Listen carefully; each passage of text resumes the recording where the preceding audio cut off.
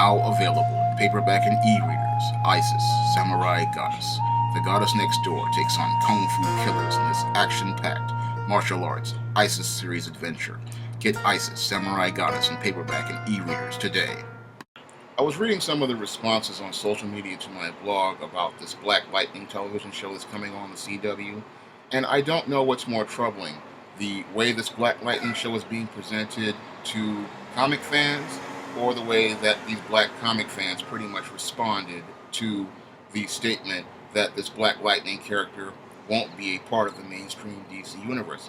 I'm finding a disturbing pattern when it comes down to black comic fans and Negro nerds as it relates to black characters that are created by white people. Any black character that's created by white people, they will go out of their way to defend, and they will go out of their way to defend any action taken using said characters without holding that company accountable for the way that that character is represented. And what they don't understand is that the way this character is represented and the way you respond to it reflects on you.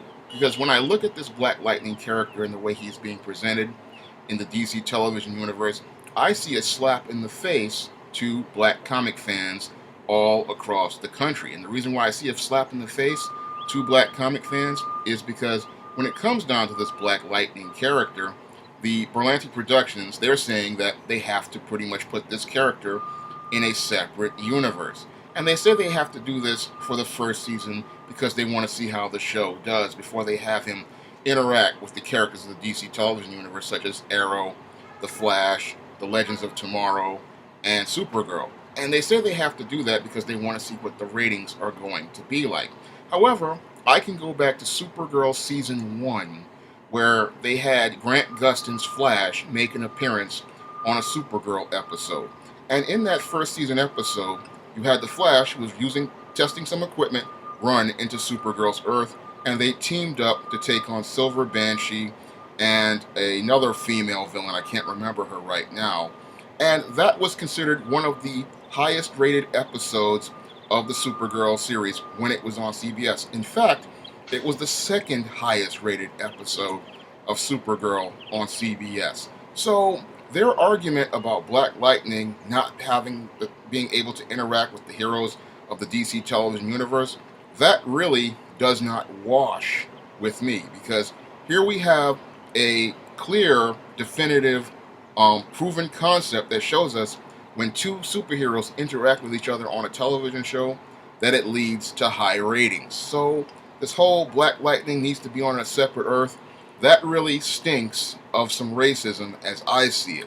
When I look at this whole thing about putting Black Lightning on a separate Earth, I look at the way they're doing this, and I'm starting to see that what they really want to do on these Berlanti Productions is what they want to do is they don't want to have this Black Lightning character interacting with the characters of the DC television universe, because the Black Lightning character pretty much represents a different narrative than the characters of the DC television universe. Now, when it comes down to your black characters of the DC television universe, the narrative there has been pretty much one of a minstrel show. You have John Diggle the butler, you have Joe West the butler, you have bumbling, stumbling Mr. Terrific, who sadly was based on a black comic book character who was considered to be the world's third smartest man and one of the most brilliant men on the planet, and also a man who was on the same level as Black Panther and Batman. We have Wally West, who is pretty much in the role of a child under Barry Allen. And then we have Fifth Wheel Firestorm, who's pretty much been emasculated. And then we have the guardian of the friend zone, James Olsen, who was once considered a hunk but is now put in the marginal role on the Supergirl show as basically a guy who goes in and does the dirty work, or is a punching bag because he is the guardian of the friend zone. And when you compare this to the Black Lightning that it looks like they wanted to present in the trailer, who is supposed to be a principal, a man of high standards and high morals, a father who's in his home raising his children, and you compare those two, you see a complete contrast to the narratives being presented on the DC television universe and the narrative presented in Black Lightning. And that's what I think that they're trying to cover for in saying that they don't want him interacting with the characters of the mainstream DC TV universe. Because when it comes down to black viewers, what they're going to do is they're going to start taking notes on how these characters are presented, and they're going to say to themselves, wait a minute, why is this Black Lightning so masculine and presented as a strong masculine male? And then you have these other males on this show, and they're pretty much either emasculated, effeminate, or they're just minstrels. And that's what they're afraid of people doing, looking at and comparing those narratives as it relates to those two shows and those two sets of characters. They're really afraid of that.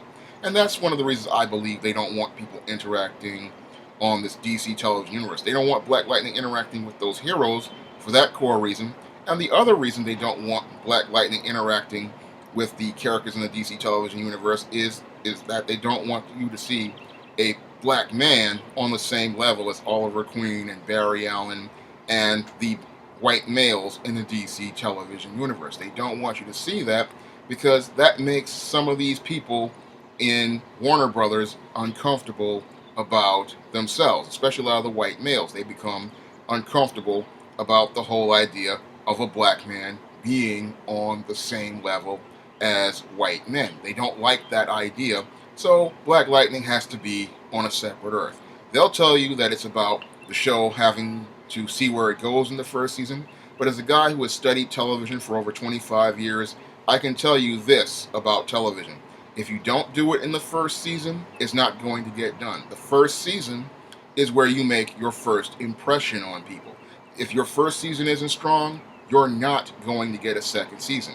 And sadly, many black comic fans and Negro nerds, they don't understand this, and they're hoping, wishing, and praying that this Black Lightning gets a second season on the CW before the first one has even aired.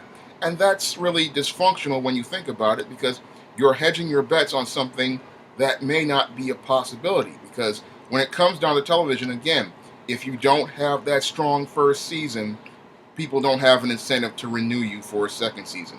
And one of the things that led to Supergirl getting that second season was that Barry Allen episode that they had in the first season. When that episode aired during the November sweeps, it was one of the highest rated episodes. And one of the reasons why it was one of the highest rated episodes is because people saw the Flash on there, and then that gave them an incentive to watch the show. And that was one of the things that pretty much, I believe, led to the renewal of season 2, because people looked at it and said, hey, if this character interacts with each other, it's a reason for me to watch. And that's one of the reasons why a lot of comic fans wanted to stay watching that show. And when I look at this whole Black Lightning, this is not a way to start the show off on a good foot. When you announce that the show won't be a part of the main television universe, what you're doing is you're making viewers not want to go and watch this show. They have no incentive to buy into the show, because when it comes down to these superhero television shows, seeing these two characters interact from the universe is a reason why a lot of comic fans want to watch these shows. And it's one of the reasons why the Marvel Cinematic Universe is so popular right now, because you're not just watching one superhero in a movie by himself, you're watching these different characters interact with each other and form a larger world. And with Black Lightning, the possibility and potential was there to pretty much springboard this show to becoming a monster hit if it was built up. Because when you look at Black Lightning's background, if you understand it, he has direct ties to the Superman universe. And pretty much, if you had built him up on Supergirl and brought Tyler Hoechlin in as Superman and showed that this metropolis was, a bigger place, it pretty much would have led to the show being spun off and then springing into larger ratings. Unfortunately, they decided to go in a different direction, and that's going to really slow down the momentum of the show as it relates to marketing and distribution. Not marketing and distribution, but to promoting the show.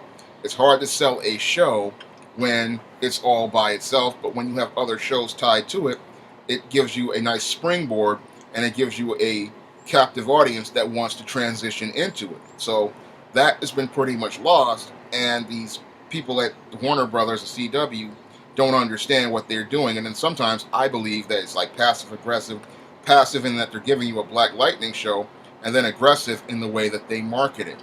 And in the way that they are marketing it is by saying, oh, it's not a part of the DC television universe now, but you wait until a second season comes up. Not understanding clearly how television works, that TV shows have to do well in their first season in order to get a second. There is no guarantee. if your ratings aren't strong in the first season, you're not getting a second season.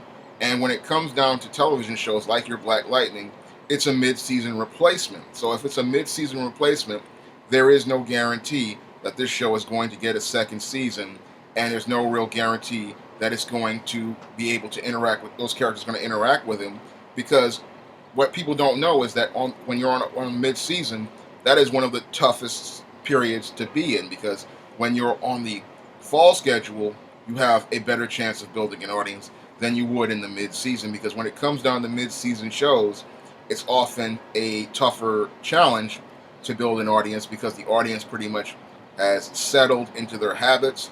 They pretty much are settled to the shows that they want to watch, and you really have to come out really strong in order to get that audience and maintain that audience. And this is something a lot of Black comic fans don't understand.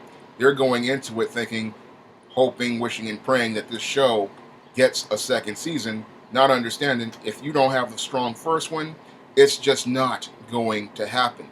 And I look at the passive-aggressive way where CW has pretty much marketed this show, and it fits consistently with the way they have pretty much presented these Black characters on these CW shows, in trying to present them in a negative light or trying to put negative character traits on them, pretty much slapping Black comic fans in the face.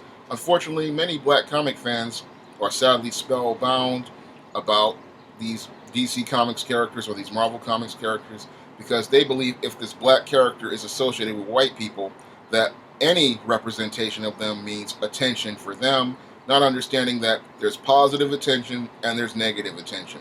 And we saw positive attention when there were people like Dwayne McDuffie working at DC and Warner Brothers. When we came down to Dwayne McDuffie, he pretty much made sure that the Black characters were presented on the same equal platform as the white characters on shows like Static Shock, Justice League, and Justice League Unlimited. And when I look at the way these Black characters are presented on these Berlanti shows, and I compare it to the way the Bruce Timm, Paul Dini, and Dwayne McDuffie came together for Justice League Unlimited, and Static Shock, it clearly shows me why it's important for us to have Black men behind the scenes on these superhero television shows, because when there is a Black man behind the scenes on these shows, we get a completely different portrayal of Black men on television, and it's a more balanced portrayal, it's a more humanized portrayal, and it's one that shows us that the Black male heroes are the equals of the white male heroes, and there's no trying to separate them.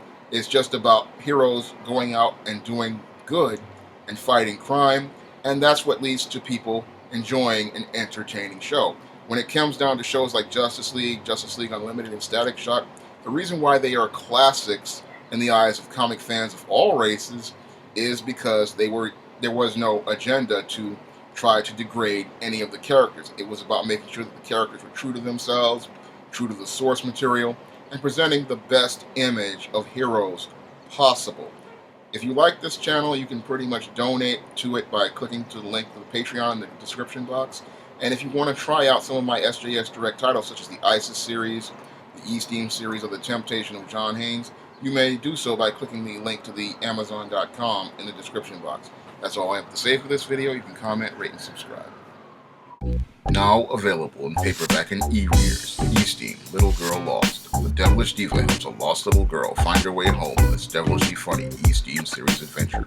Get E-Steam, Little Girl Lost in paperback and e-readers today.